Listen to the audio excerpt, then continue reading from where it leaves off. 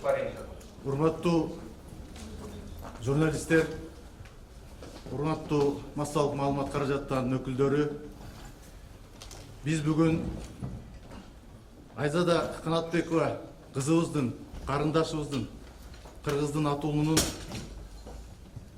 трагедиялык болгон өлүмү боюнча сиздер менен жолугуп отурбуз.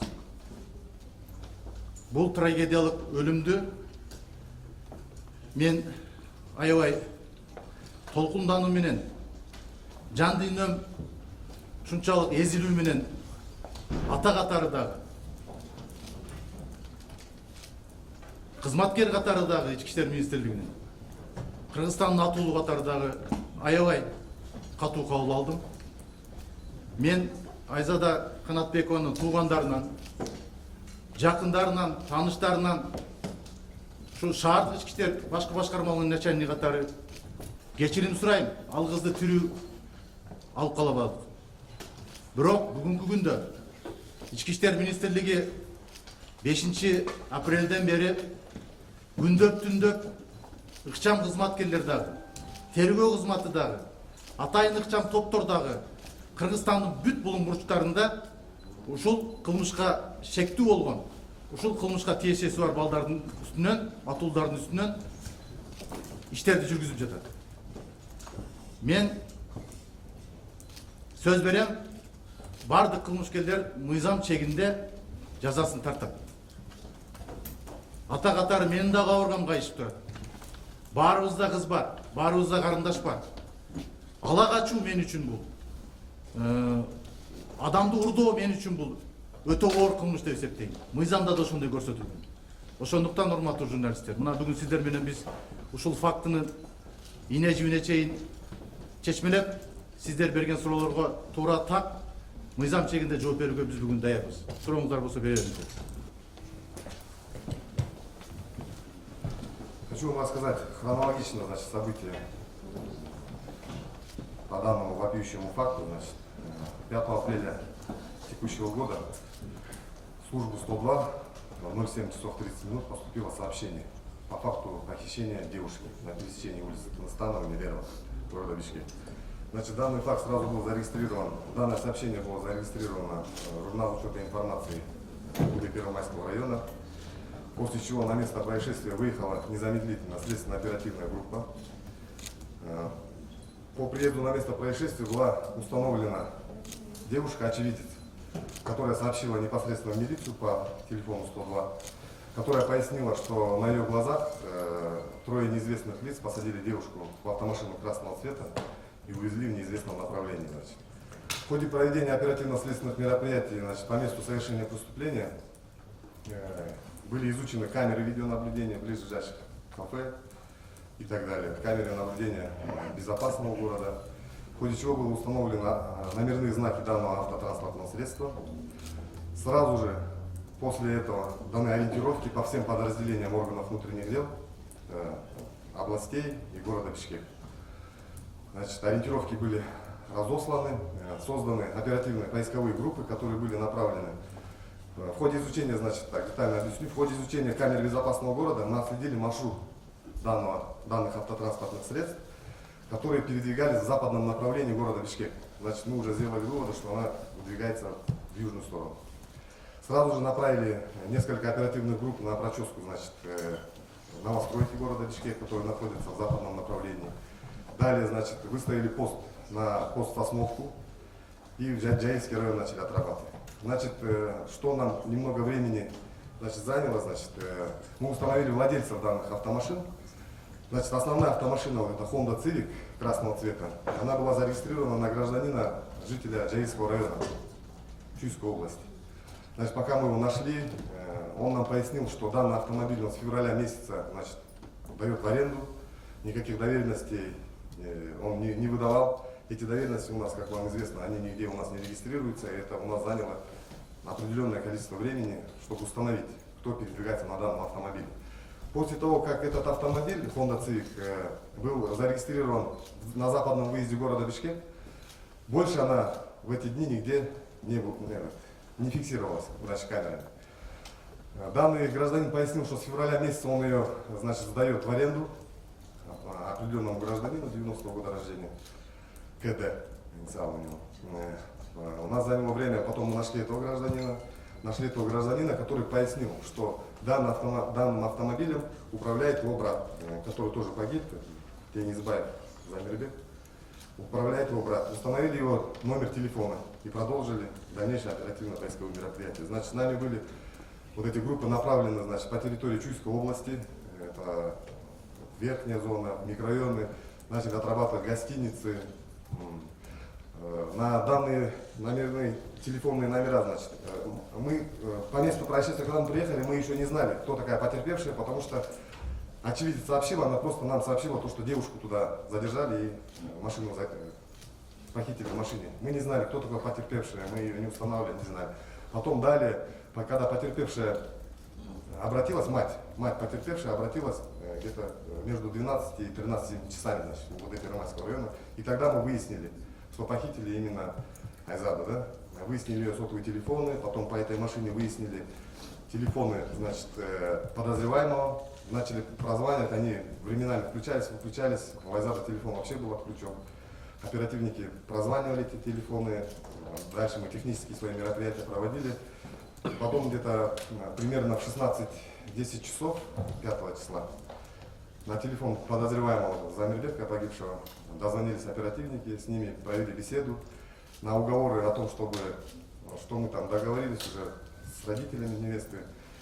На уговор он не поддался, телефон сразу же отключил. Далее мы продолжали поиски, было задействовано огромное количество личного состава, продолжали поиски, значит, параллельно продолжали поиски второй автомашины. Она также, мы установили то, что она была оформлена на одного человека, который также сдавала в такси.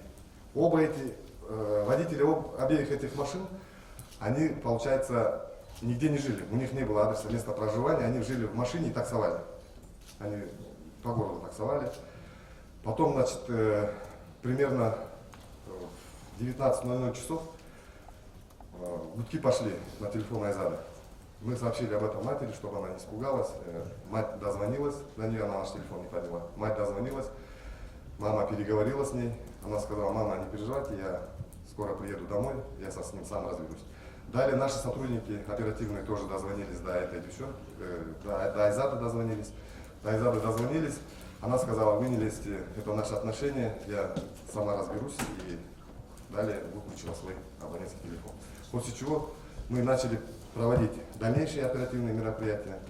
Ночью мать сообщила, мама сообщила, что она до сих пор домой не вернулась. И мы дальше продолжили работать по этим телефонам, мероприятиям.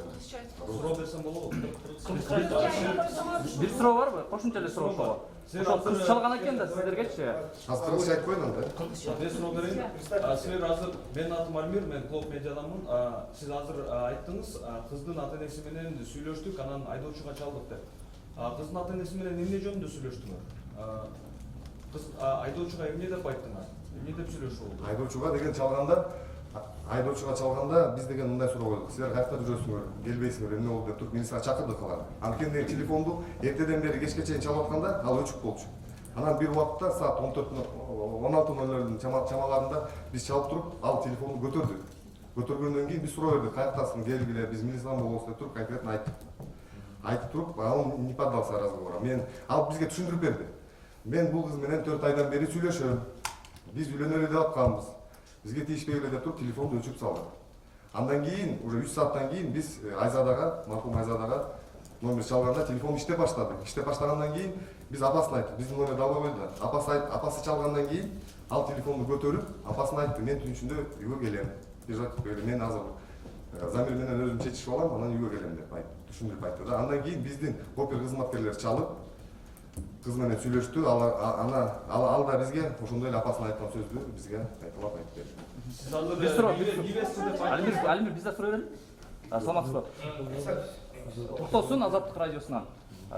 Сиздерге ошо кыз чалып атканда, айдоочу чалып атканда анын геолокациясын табуу техникалык мүмкүнчүлүгү бар да, анан ошол кезде эмнеге барып анын өзүнүн түшүндүрүү, мисалы ал эми телефондо. Ал кезде биз деген фиксация кылабыз. Локациясын фиксация кылабыз. Ошол жактардын баарын проческа кылып карап чыкканбыз.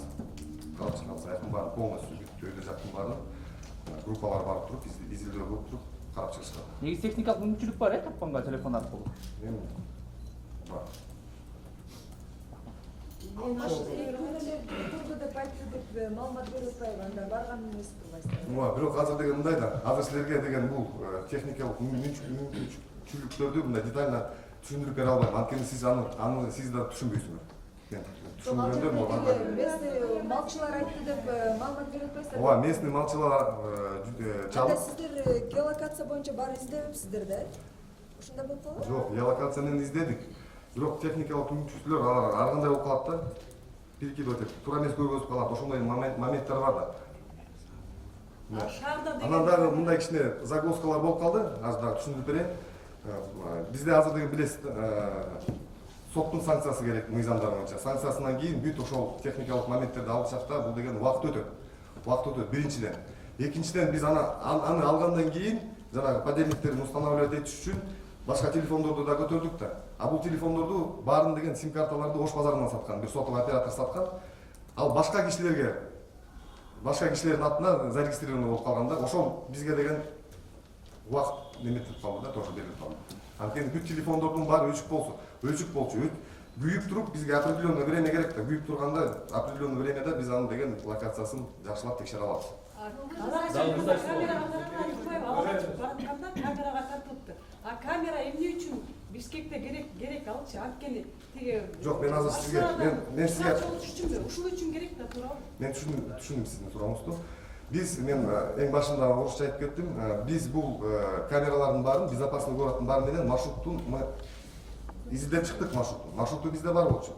Бул маршрут боюнча бул машина батышты көздөй Бишкектен чыгып кеткен. Акыркы камера ак өргө бар го, жаңы коңуш ак өргөдөн акыркы жол чыгып кетип атат. Андан ары жок. Анан ошон үчүн биз ошону безопасный город менен отслеживать этип атып, барып туруп Сосновский постко чейин бардык. Сосновский посттун камераларын көтөрсөк, аяктан өткөн жок. Тоошо көздөй ал машина өткөн жок. Ошондуктан биз бияктан да группалар Чүй өрөөнүндө, Бишкек шаарында группалар иштеп атканда, гостиницаларды карап, тияктарды карап, анткени деген локациялар 12-микрорайон тияк биякта туруп көрсөтүп атканда, ана перекидывала да. Технический момент сейчас не могу вам объяснить словами. Көрсөтүп түшүндүрүп беришкен. Мен берип коеюнбу? Жаңыл Салкеримова, Ак медиа маалымат агенттигинен. Сиз айттыңыз го, Сосновкага чейин шаардык ошо камера менен карадык, отслеживать эттик депчи. Сосновкага чейин эмес, ак өргөгө чейин. Макул, ак өргөгө чейин. А камера ошол жакта эле. Эмне үчүн Алматинка менен вверх жок бул камера? Эмне үчүн ал жерде Арашан жактан табылып атат дагы, ал жерде эмне камера? Мен дагы сиздерге түшүндүрүп берейин. Биз безопасный городко деген, коопсуздук шаарга деген маалыматты бергенде, машиненин мамлекеттик номерин бергенде, ал бизге көрсөтүп берет. Бул машина каяктан өткөн депчи. Ошону мен түшүндүрүп атпайм. Саат 7:28 покушение болуп атат эртең мененки. Бул 7:37 ак өргөдөн камерадан чыгып кетип атат. Бүттү. Горький, Белинскийден илинип атат камерага. Ошол арты менен барып туруп, ошол жактан чыгып кетип атат. Ошондуктан биз деген барып туруп, Минтранспорттун камераларын текшерген үчүн биз Сосновкага барып туруп, ошол жактан текшерип, убедились да, что бул машина тияка чыккан жок тура ошол жака. Анан бияктан издеп туруп, уже полный силы Дагы бир суроо. Масалиева Алматинский көчөсүндө камера турат. Эмне үчүн ал иштебейт? Ал жерде дагы камера байкашы керек эле го. Жок, Масалиева Чолпантский жак менен барган жок ал. Мен сизге дагы Алматинский көчөсү менен мен түшүндүм. Бул ак өргө жактан кетип атпайбы? Ак өргө жактан дальше теряется. Ал аяктан өйдө жактан да выезд бар да, жанакы жал, село жал, жанакы мороктор менен да кирип кетсе болот да ачак. Ошол жака кирип кетсе болот, анткени деген локациясы деген биринчи Таштөбө деп көрсөтөт. Таштөбө. А Таштөбө менен Арашан жакын да, ошону көрсөтө берет, там асфальт аябай чоң. По пеленгации у меня вопрос. Почему вовремя не была запрошена пеленгация в суде, да, условно? Не были пробиты базовые станции. То есть это, насколько я понимаю, это не так много времени, во-первых, занимает. Это во-первых, да. Во-вторых, у меня вопрос к начальнику ГУВД, да. Вы только что извинились, вы сказали, что этот вопиющий факт, да, то есть вас как отца там и офицера возмущает, да. Вы в отставку не собираетесь? По первому вопросу. Да, Разрешите ответить по первому вопросу. Можно немного повторить? Пеленгация, да. почему Я сейчас пеленгация вам не была скажу, да, запрошена? мы Почему не берем- были базовые станции пробиты? Я понял, дайте мне слово. Мы зарегистрировали данный факт в журнал учета информации. Я выше сказал, зарегистрировали его в журнал учета информации УВД Первомайского района в 7:30 часов утра. Мы не знали, кто потерпевший, кто поехал на этой машине. Далее, в 13:28 мы регистрируем единый реестр преступлений и проступков, заявление мамы погибшей. Заявление мамы погибшей в 3:38 мы регистрируем, ее опрашиваем, и в ходе опроса мы устанавливаем телефон Айзада. Это в 3:38 мы устанавливаем телефон Айзада. Получение санкции занимает определенное время. Получается, мы установили телефон, следователь набивает определенные материалы, несут в прокуратуру, там согласовываем, идем в суд. Это тоже занимает очень много времени, там быстро-быстро так это не получится. Это сейчас вот по законному так, да, по уголовному процессуальному кодексу. Мы не можем, сотовая компания ни одна нам не даст без санкций. Сотовая компания нам ни одна не даст без санкций. Мы это уже потом, как санкции получили, мы потом выясняем базовые станции, понимаете? Конечно, мы бы сразу бы нашли бы, но мы все равно, мы прозванивали по этим телефонам, они были отключены. Хорошо, Да. после того, как вот смотрите, в 19:00, да, вы сказали, Да. последний звонок был совершен. Почему Да. после этого или до этого времени вы не пошли там, не побежали в ту же прокуратуру? Почему в тот же Нет, суд мы не побежали, они все там были. и Сотовые не операторы, запросили элементарно? сотовые операторы работают, вы знаете, это частная структура, гражданская, она работает до буквально 19:00, там, 18:30. Мы физически это не успеваем. Вот 13:38 регистрируется заявление в ЕРПП, следователь заполняет определенные бумаги, это тоже время. Оттуда едет в прокуратуру, с прокуратуры едет в суд, и вот эта бюрократия занимает определенное количество времени. То есть, получается, Да. по вашим словам, сейчас, грубо говоря, в таких случаях несчастных, да, и трагических, виновата, по сути, бюрократия. Получается так? Ну, мы долго берем санкции на распечатку телефонных переговоров. Да, это не так просто, потому что мы можем же на каждого брать, каждого там распечатки брать, это же частная жизнь, это же тоже надо проверяться. Если каждому будем давать, вот, например, у любого из нас безопасность тоже. Нет, Это же вы так. говорите, мындай суроолукта силер азыр Подождите, санкцияларды көп алабыз деп подождите, атасыңар, азыр мен берип алайынчы суроо. Ошол эле активисттерди, дагы бир блогерлерди кармаганы барганда силер заматта эле жетип барып, автоматтар менен жетип барып кармайсыңар, тинтийсиңер. А эмне үчүн бул жерде адам бурдоо ала качуу ушундай оор кылмышка келгенде силер бездействовать этип каласыңар? Жоқ, біз деген Физически жетишпейсиңер да ушундайга келгенде. жоқ, бул деген суроо мындай эмес. Бул Жоқ, 2-3 саат болот, аналогия кылып атат. Жоқ, аналогия эмес, 2-3 саатта биз кантип алабыз? Ошону биз ала албайбыз 2-3 саатта, кечиресиз, биз Жок, жок силер ала албайбыз. блогерлерге бат эле тез эле жетип барып Жок, атасыңар. анан если Қандай 2-3 фактор саатта бар? Один момент, можно, да, вот Андай. перебивать, уважаемые журналисты. Айдоочуга деген чалганда биз деген мындай суроо койдук. Силер каякта жүрөсүңөр, келбейсиңер, эмне болду деп туруп милицияга чакырдык аларды. Анткени деген телефонду эртеден бери кечке чейин чалып атканда ал өчүк болчу.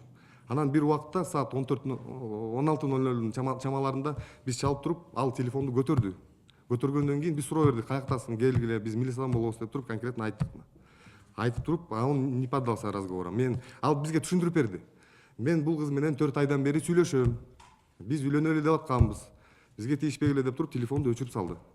Андан кийин, уже 3 сааттан кийин биз Айзадага, маркум Айзадага номер чалганда телефон иштеп баштады. Иштеп баштагандан кийин биз апасын айттык. Биздин номерди албай койду. Апасы чалгандан кийин ал телефонду көтөрүп, апасына айтты, мен түн ичинде үйгө келем. Переживать этпегиле, мен азыр Замир менен өзүм чечишип алам, анан үйгө келем деп түшүндүрүп айтты да. Андан кийин биздин опер кызматкерлер чалып, кыз менен сүйлөштү. Ал да бизге ошондой эле апасына айткан сөздү бизге кайталап айтып берди. Жок.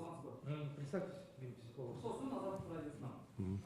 Сиздерге ушу кыз чалып атканда, айдоочу чалып аткандардын геолокациясын табуу техникалык мүмкүнчүлүгү бар анан ошол кезде эмнеге барып анан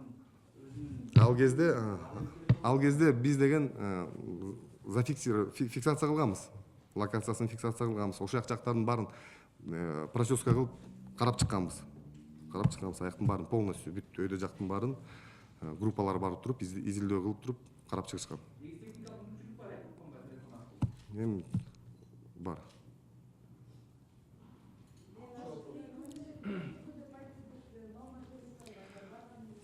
Бирок азыр деген мындай да, азыр силерге деген бул техникалык мүмкүнчүлүктөрдү мындай детально түшүндүрүп бере албайм. Анткени сиз аны сиз да түшүнбөйсүңөр. Мен түшүнбөгөндө могу отдельно. Ооба, местный малчылар чалып. Жок, геолокация менен издедик. Бирок техникалык мүмкүнчүлүктөр алар ар кандай болуп калат да. Перекидывать этип, туура эмес көргөзүп калат. Ошондой моменттер бар да. Да. Анан дагы мындай кичине загвоздкалар болуп калды. Азыр дагы түшүндүрүп берейин. Бизде азыр деген билесиз, соттун санкциясы керек мыйзамдар боюнча. Санкциясынан кийин бүт ошол техникалык моменттерди алышакта бул деген убакыт өтөт.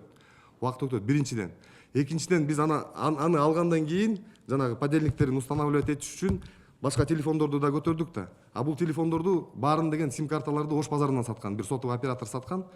Ал башка кишилердин атына зарегистрирован болуп калган да. Ошол бизге деген убакыт неметип калды да, тоже берилип калды. Анткени бүт телефондордун баары өчүк болчу. Күйүп туруп бизге определенное время керек да. Күйүп турганда определенное времяда биз анын деген локациясын жакшылап текшере алабыз.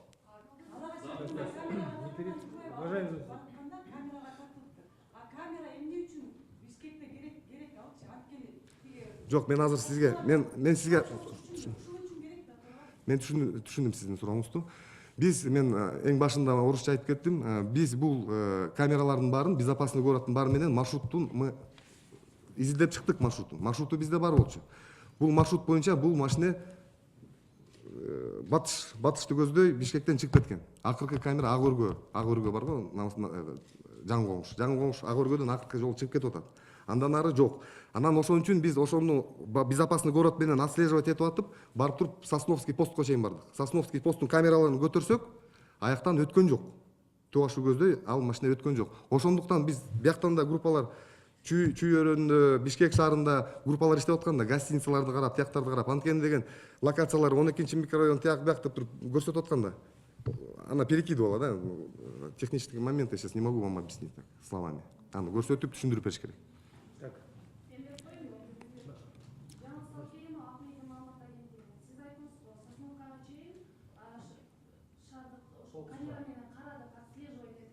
Сосновкага чейин эмес, ак өргөгө чейин.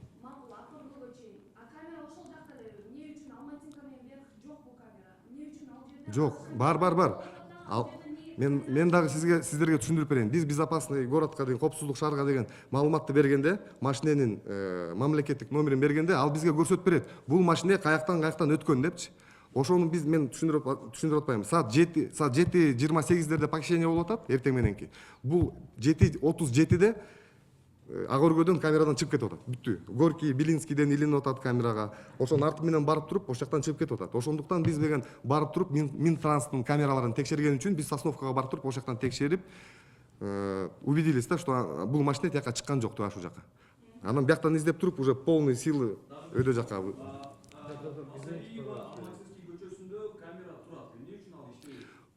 Аны мен жок, Масалиева, Чолпанский жак менен барган жок ал. Мен сизге дагы бир жок. Азыр мен түшүндүм. Бул ак өргө жактан кетип атпайбы? Ак өргө жактан дальше теряется. Ал аяктан өйдө жактан да выезд бар да, жанакы село жал, жанакы мороктор менен да кирип кетсе болот да ак жака. Ошол жака кирип кетсе болот, анткени деген локациясы деген биринчи Таштөбө деп көрсөтөт. Таштөбө. А Таштөбө менен Арашан жакында, ошону көрсөтө берет, там асфальт аябай чоң. По пеленгации у меня вопрос. Почему вовремя не была запрошена пеленгация в суде, да, условно? Не были пробиты базовые станции. То есть это, насколько я понимаю, это не так много времени, во-первых, занимает. Это, во-первых, да. Во-вторых, у меня вопрос к начальнику ГУВД, да. Вы только что извинились, вы сказали, что этот вопиющий факт, да, то есть вас как отца там и офицера возмущает, да. Вы в отставку не собираетесь? По первому вопросу. Да, разрешите ответить по первому вопросу. Можно немного повторить? Пеленгация, да. почему Я пеленгация сейчас вам не была скажу, да, мы берем... базовые станции пробиты? Я понял, дайте мне слово. Мы зарегистрировали данный факт в журнал учета информации. Я выше сказал, зарегистрировали журнал учета информации УВД Первомайского района в 7:30 часов утра. Мы не знали, кто потерпевший, кто поехал на этой машине. Далее, в 13:28 мы регистрируем единый реестр преступлений и проступков, заявление мамы погибшей. в 3.38 мы регистрируем, ее опрашиваем, и в ходе опроса мы устанавливаем телефон Айзада. Это в 3.38 мы устанавливаем телефон Айзада. Получение санкции занимает определенное время. Получается, мы установили телефон, следователь набивает определенные материалы, несут в прокуратуру, там согласовываем, идем в суд. Это тоже занимает очень много времени. Там быстро-быстро так это не получится. Это сейчас вот по законам вот так, да, по уголовному процессуальному кодексу. Мы не можем, сотовая компания ни одна нам не даст без санкций. Сотовая компания нам ни одна не даст без санкций. Мы это уже потом, уже как санкции получили, мы потом выясняем базовые станции, понимаете? Конечно, мы бы сразу бы нашли бы, но мы все равно, мы прозванивали по этим телефонам, мы прозванивали, они были отключены. Хорошо, Да. после того, как вот смотрите, в 19:00, да, вы сказали, Да. последний звонок был совершен. Почему Да. после этого или до этого времени вы не пошли там, не побежали в ту же прокуратуру? Почему в тот же Нет, суд мы не побежали, они все там и не- были. Сотовые и не операторы, запросили элементарно? сотовые операторы работают, вы знаете, это частная структура, гражданская, она работает до буквально 19:00, там, 18:30. Мы физически это не успеваем. Вот 13:38 регистрируется заявление в ЕРПП, следователь заполняет определенные бумаги, это тоже время. Оттуда едет в прокуратуру, с прокуратуры едет в суд, и вот эта бюрократия занимает определенное количество времени. То есть, получается, Да. по вашим словам, сейчас, грубо говоря, в таких случаях несчастных, да, и трагических, виновата, по сути, бюрократия. Получается так? Ну, мы долго берем санкции на распечатку телефонных переговоров. Да, это не так просто, потому что мы можем же на каждого брать, каждого там распечатку брать, это же частная жизнь, это же тоже надо проверяться. Если каждому будем давать, вот, например, любого из нас безопасность тоже. Нет, Это же вы как- говорите, Мындай сейчас- суроолторда силер азыр сейчас, санкцияларды көп подождите, алабыз деп атасыңар. Азыр мен берип алайынчы суроо. Ошол эле активисттерди, дагы бир блогерлерди кармаганы барганда силер заматта эле жетип барып, автоматтар менен жетип барып кармайсыңар, тинтийсиңер. А эмне үчүн бул жерде адам курдоо, ала качуу ушундай оор кылмышка келгенде силер бездействовать этип каласыңар? Жоқ, біз деген Физически жетишпейсиңер да ушундайга келген. жоқ, бул деген суроо мындай эмес. Мен бул Жоқ, 2-3 саат болот. мен аналогия кылып атам. Жоқ, аналогия эмес. 2-3 саатта биз кантип алабыз? Ошону биз ала албайбыз 2-3 саатта. Кечиресиз, биз Жок, жоқ силер ала албайбыз. блогерлерге бат эле тез эле жетип барып Жоқ, атасыңар. анан если 2-3 саат Один момент, можно, да, вот не Андай. перебивать, тут, уважаемые журналисты. В части блогеров, да, я могу вот, пояснить, в этом я компетентен, то, что мы все знаем, как журналисты пользуются соцсетями. Блогеры – это все публичные люди. Они не преступники на тот момент были, когда, и они освещают свою деятельность, и каждый из нас практически знает его лицо, и он не скрывается. А злоумышленник, совершивший преступление, всегда пытается скрыть свои следы. Вот здесь вот немного разницы, чтобы мы понимали, между открытыми публичными людьми и злоумышленниками, которые совершают преступления и после чего заметают свои следы. Сколько Вот ночных немного хранений было у второго, вот, получается, непосредственно фигуранта? В настоящее время, значит, идет вскрытие, судмедэксперт. Предварительно сонная артерия перерезана. То есть он сам себе предварительно воткнул нож. в сонную артерию. Потому что при осмотре места Одно происшествия, ранение. машина была закрыта изнутри. Не в одном Бүгүн Айзада ранении, жерге а берилет деп несколько. атат, судмед экспертиза болобу? Болото. Коллеги, Рита еще не услышала ответ на Уважаемые второй коллеги, вопрос. по два вопроса давайте будем уважать друг друга Можно, немного. пожалуйста, вот, давайте Кто задал два вопроса, уважайте права других тоже, Да. своих коллег, хорошо? Уважаемый Да? Вот, начальник я ГУВД, вижу пусть тоже ответит. антипресс. Рита же уже произнесла вопрос. Давайте. Отставка, пусть ответит. Да, сейчас, извините, пожалуйста, да. Просто вот я говорю тут, да. Давайте, Уважаемые журналисты, на сегодняшний день служба внутренних расследований Башкача айтканда ички иштер министрлигинин ичкиликтөө кызматы тарабынан текшерүүлөр жүрүп атат. Ошонун текшерүүнүн жыйынтыгы менен чаралар көрүлөт. А сами вы не собираетесь? Мен азыр бул кылмышты ачышым керек, урматтуу журналисттер. Аягына чейин чыгып, бүгүнкү күндөгү биздин шектүү адамдардын баардыгын кармап кылмышты аягына чейин чыгарышым керек. Менин милдетим ушул. вот, я... Здравствуйте, меня зовут Алтая, корреспондент «Антипресса». Я хотела уточнить такой вопрос. Можете рассказать вкратце о личности похитителя? Кто он, чем он занимался? Был ли ранее он женат? Судим, может быть? По личности потерпевшего я так, значит, скажу. Мы личность Байке, потерпевшего. кыргызча можно? Хорошо. Сергей, тише, тише, пожалуйста. По личности потерпевшего, значит, Кыргызстанда айтып кетем азыр. По личности потерпевшего, значит, я скажу так. Личность потерпевшего мы потом уже изучили, когда мы установили. Он ранее, это со слов его брата, судим в Российской Федерации за разбойное нападение. За разбойное нападение, это со слов только, да? Ранее якобы он был женат на гражданке, не нашей гражданке, и у него имеется двое детей. Это тоже со слов, это все проверяется, потому что международные запросы, все будет отправляться, это проверяется. По личности мы еще дальше, когда запросы придут, мы дадим. Кылмышкер Замирбектин, Теңизбаев Замирбектин подозреваемый шектүү адамдын өздүгү боюнча түшүндүрүп кетем. Бул адам өзү деген Россия Федерациясынан 2017 Орусия Федерациясынан 2017 жылы Кыргызстанга келген. Мурун инисинин сөзү боюнча бул кылмыш менен соттолуп Орусияда 6,5 жыл отуруп чыккан. 6,5 жыл ушундай отуруп чыккан. Мурун үй бүлөсү бар болчу.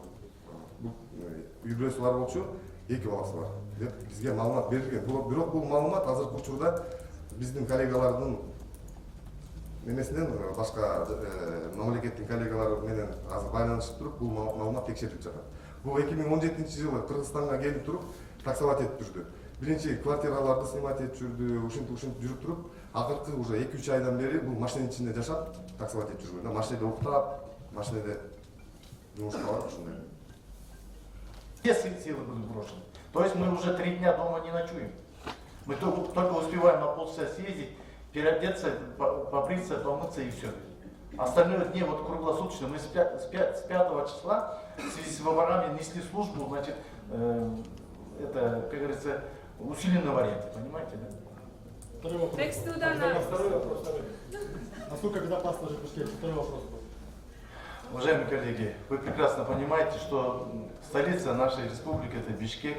В Бишкеке проживает более 1 200 000 населения. Каждый день, значит, заезжаете, выезжает около 300 000 населения с разных регионов нашей республики. Помимо этого еще приезжают наши иностранцы.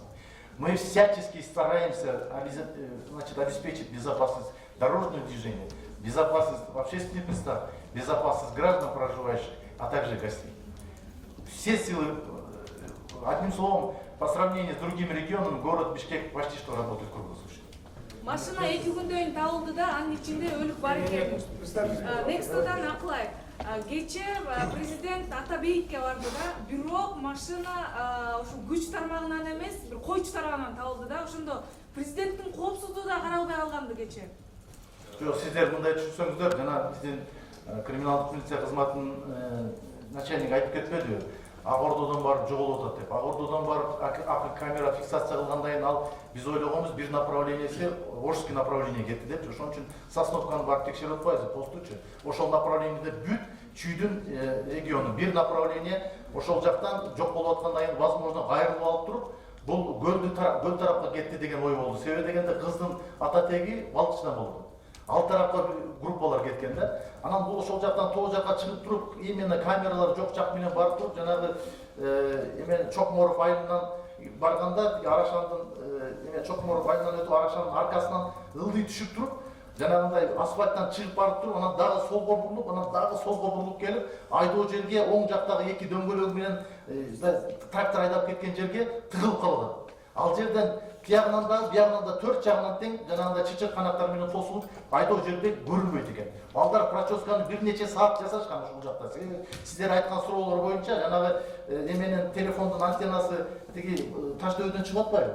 Ошонун негизинде жасашкан. Именно поле эмес, алар айылдын иштерин, гараждарды, элдердин населенный пункттарга кирип алды эми булар экөө сүйлөшүп жүргөн болсо, булар 4 ай, 4,5 айдан бери экөө сүйлөшүп, бири-бирине үйлөнөбүз деп жүргөн. Жана кыздын айтуусу боюнча дагы, апасынын айтуусун дагы боюнча дагы апасы каршы чыккан да. Ошон үчүн булар өздөрү тиги силер байкасаңар, булар бу жерден чогуу алып качкандан кийин тиги 47-чи колониянын жанына барганда, жанагы машинага отурган кыздын жанында отурган бала түшүп калып, алар такси менен кайра кетип калып атышат. Жанагы Honda Fit менен. Койтосаңыз мен айтпайм.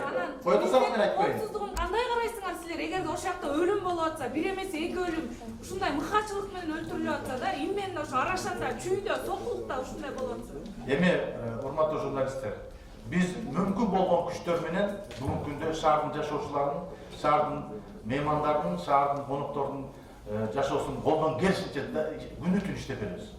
Мен ушул сөздү айтам. Уважаемые журналисты, Урматтуу журналисттер, биринчиден кылмыш катталган күнүнөн баштап 1-Май районунун РООдун ичинен жана борбордук ГУД Бишкектин борбордук тергөө аппараты менен чогуу биргикте тергөө тобу түзүлгөн. Тергөө тобу жана оперативниктер, опытный тергөөчүлөр кошулган. Тергөө башталганда эле жана айтылган вопростор боюнча туура айтылды. Санкциялардын баарын алуу үчүн атайын тергөөчүлөр бөлүнгөн. Алар сразу сотко кетишти. Ошо санкцияларын алганга кээ бир эки тергөөчүбүз допростор менен алектенип калышкан ошол маалда. В общем, только Первомайский РООдо 5 тергөөчүбүз иштеди 1-күндөн баштап. Жана камера безопасный городдор боюнча иштеп атышты, выезд кылышты. Бир тергөөчүбүз Сосновкага да чыгып кетти, следственно оперативный группа менен чогуу. Ошол тергөө ыкчам амалдары баары убакыт боюнча уюштурулган болчу.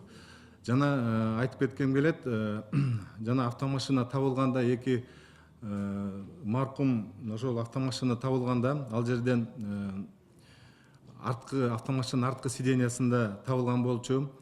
Жана Теңизбаев деген эмне менен табылган болчу, мойнуна кесилген жаракаттар менен.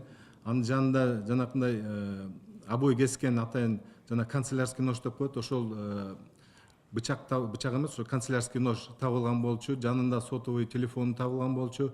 Жана жертва маркум Айзада ошол жерде жана мойнунда футболка менен оролунуп, мындай сол жагында жатып калган болчу да. Азыр соттук медициналык экспертиза корутундусу күтүп атабыз. Бүгүн азыр предварительный механический асфикция, удушение деп берип атат. Ошол футболкасы ошол кимге таандык экен, Теңизбаевга. Ошол автомашинасынын багажникинде кийимдери бар экен, сумкасында шашка бар экен, жана такси деген. Өзү ошо таксист болуп алектенип жүрүптүр. Эмнеде болсо шаарда 4 жыл уже Россиядан келген 4 жыл жашаптыр бул жерде.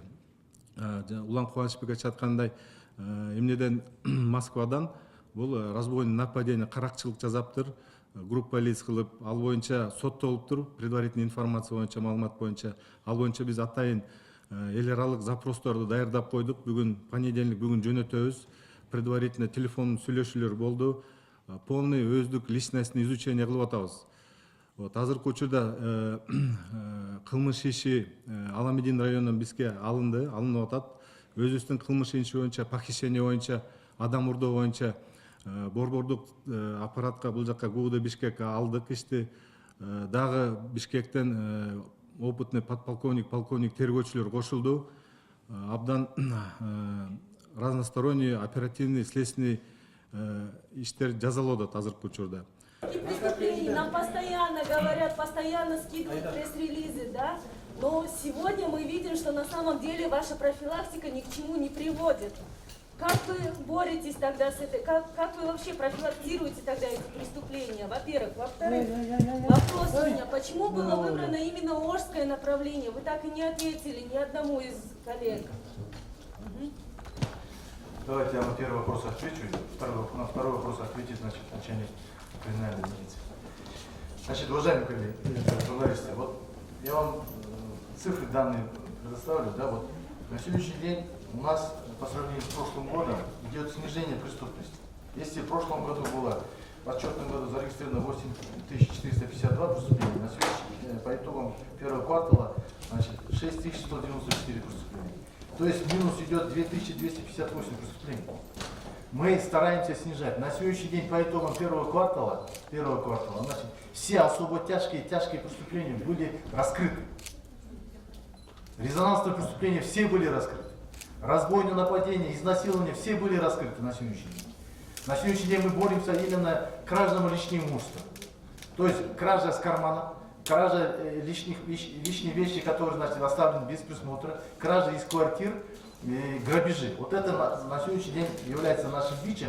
Мы на это обращаем внимание, везде, всюду анализируем. У нас идет анализ, недельный анализ, ежедневный анализ, место это совершения преступления, метод совершения преступления, время совершения преступления, дни недели. То есть, учитывая, значит, сезоны года, мы все анализируем. На сегодняшний день вся милиция борется с преступностью. Так что я могу гордо сказать, что большая профилактическая работа ведется. Большая профилактическая работа ведется. Я в этой занимаемой должности уже 2-й месяц. С первых же дней я где-то 18 часов в сутки нахожусь на работе и 18-19 часов работаю и заставляю работать всех сотрудников, потому что это наша столица. Все приезжие, все с регионов, а также приезжие иностранные граждане дают оценку по городу Бишкек. Поэтому мы все меры принимаем по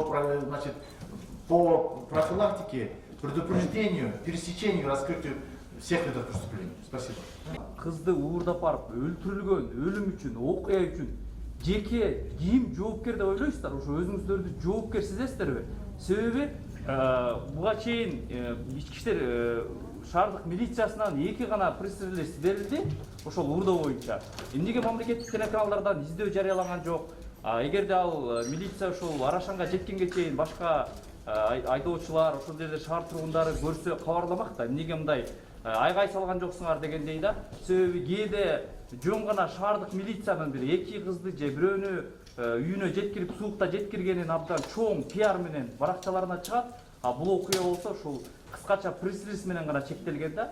Эмнеге ошондой бир мамлекеттик телеканалдардан издөө салабыз ушундай машинеге ушундай кыз уурдалган деп берилген жок. Себеби анын жыйынтыгында милиция эч нерсе кылбай эле бул жерде чабан дагы таап атпайбы? Бул жерде кылмыштын бети ачылат дегендин деле бир логикасы жок. Себеби бардык журналисттер ар жагын иликтейт, чабан таап берди, өлүм бар, шектелер соттолот да.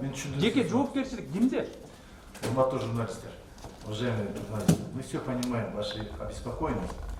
Мен туура түшүнөм сиздердин бүгүнкү күндөгү переживанияңыздарды. Бирок ар бир кызматтын өзүнүн функционалдык милдеттери бар. Да, бүгүн биз кылмыштылыктын алдын алуу, анын үстүнөн кармоо, анын болгон кылмыштардын бетин ачуу менен иштейбиз. Биз сиздер ар бир кылмыштын ошол жанагы окуясы кандай убакта, кайсы убакта болгондугу тууралуу сөзсүз түрдө бизде анализ жасалып, ошонун негизинде багыттамалар иштер жүрөт. Ошол эле күнү бардык жака багыттамалар, башкача айтканда, орусча айтканда ориентировкалар регион боюнча берилген. Андан сырткары перехват операция деп коебуз. Перехват операциясы берилген. Бизде бүгүнкү күндө УПСМдеги жанагы патрульный милиция жүрүп атпайбы? Ошолордун жөө жүргөндөрү дагы бар. Машина менен патрульда жана мигалка менен жүргөндөр да бар. Ошолордун бардыгына, участковыйларга, бүт шаардагы иштеген кызматкерлерге бардыгына багыттамалар берилген. Андан сырткары региондорго да багыттамалар берилген. Эми биз баягы тергөөнүн кызыкчылыгы үчүн, ошол кылмышка шектүү болгон бардык атуулдарды өз убагында мыйзам чегинде чара көрүү үчүн көп нерселерди коомчулукка айтканга мүмкүн мыйзам жол бербейт. Ошону да туура түшүндүр, урматтуу журналисттер. Мына бүгүнкү күндө азыр шектүүдөрдү дагы билебиз биз. Атын айта албайбыз, себеби дегенде мыйзам бизге ачык айтканда жол бербейт. Качан кармалып жоопкерчиликке тартылгандан кийин жанагы тергөө начальник айткандай, сиздерге сөзсүз түрдө кошумча бул резонанс болгон кылмышты сөзсүз түрдө коомчулукка биз тийиштүү деңгээлде ачык, жөнөкөй тил менен, жалпак тил менен коомчулукка жеткиребиз. Жоопкерчилик кимде деп ойлойсузбу? Жана биз сүйлөшүп жүргөн деп айтып атасыздар. Ошол эле учурда 3-4 күндөн бери же 3-4 айдан бери машинада жашап атканын айтып атасыздар. Бул логика жагынан алганда туура келбейт. Үйлөнүү максатында экенин сиздер кантип тыянак чыгасыздар? Кошумча бул жерде деген кыз тирип калмак. Эгер апасы менен арыз жазганда сизге мисалы сиз телефон менен сүйлөшкөндөн кийин ал мен жакшы элем деп айткан, бирок ошол учурда эле эмне үчүн издөөнү салган эмессиз? Кыз алга чыкты. Кайсыл адрес менен? Кыз алга чыкпайбы сиздер сүйлөшкөндө ошондо? Кызым, мен жооп берип коеюнчу. Мына сиздин сурооңуз боюнча сырга ардактуулар, сиздер айтып атасыздар 3-4 айдан бери үйлөнүү максатында сүйлөшүп жүргөндөр, бирок алар мындай, жанагы сиздер бул тергөө начальниги менен криминалдык милиция кызматынын начальниги айтып кеткендей, тиги таксисттерди арендага алган такси болуп атпайбы? Ошол арендага Кара Балтадан жанагы Honda Civic кызыл түстөгү машина Кара Балтадан алынган, биринчи арендага алганда тиги өлтүргөн баланын иниси алып атат. Биз өлтүргөн баланын иниси аркылуу ошол эле күнү алып чыгып туруп агасы ким, бул машинанын ээси ким деп туруп териштирген учурда агасы жөнүндө каяктан келген агасы, эмне каякта жашайт, үй бүлөсү барбы жокпу, эмне себептен Honda Civic'ти бергендиги тууралуу баардык ак чүкүсүн териштирген убакта бул ошол такталуу келип чыгып атат. Экинчиси ошол эле күнү апасы келип туруп бизге жанагы бул апасынан саат 10:30 иштеген жеринен апасына чалып атат. Эжеке, кызыңыз жумушка келген жок, тигүү секине келген жок дегенден анан апасы билип атат, что тигүү секине келбегендигин билип, анан милицияга барып арыз жазганда апасы менен сүйлөшүүлөр болуп атат. Башкача айтканда ошо 5-инен бери эле тиги жок болгон кыздын Айзадан туугандары тарабынан дагы берки кимдин Теңизбаев Замирдин туугандары менен биз бүгүнкү күндө тынымсыз иштерди жүргүзүп аткандыктан келип чыгып аткан маселе. Алар үйлөнүү максатында экенин ал жерде тиги иниси айтып атат. Үйлөнөм ошол кызга деп. Тиги таксисттерди нанимат эткенде мен үйлөнө турган кызым деп жана таксистке айтып атат. Бүгүнкү күндө таксист камакта отурбайбы? Анын берген көрсөтмөлөрүн биз баардыгын иликтеп туруп, анан жыйынтыкта туруп силерге айтып атабыз. Ошо телефон аркылуу байланышканда геолокацияда акыркы жолу кайсы Кызым, мен сиздин сурооңузга жооп берейин. Мындай да. Бизде базовый станциялар, сотовый операторлордун базовый станцияларды ар бир 100 метрден эмес да. Айылдарда, уксаңыз сөздү.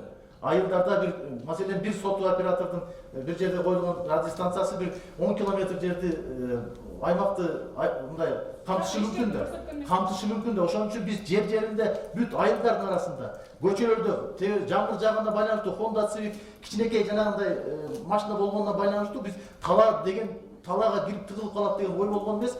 Бүт көчөлөрдү, айылдардын арасын, анан соту эмеден чыккандыгына байланыштуу бүт населенный пункттарды кыдырганбыз да. Себеби так адрестерди бир эле антеннаны көргөзөт, радиусу ошол бир 5-6 километр жерди көргөзүшү мүмкүн. Ошон үчүн биз именно турган жерди көргөзө алган эмес, техникачы. Ошону сиз жооп берсеңиз. Бир суроо.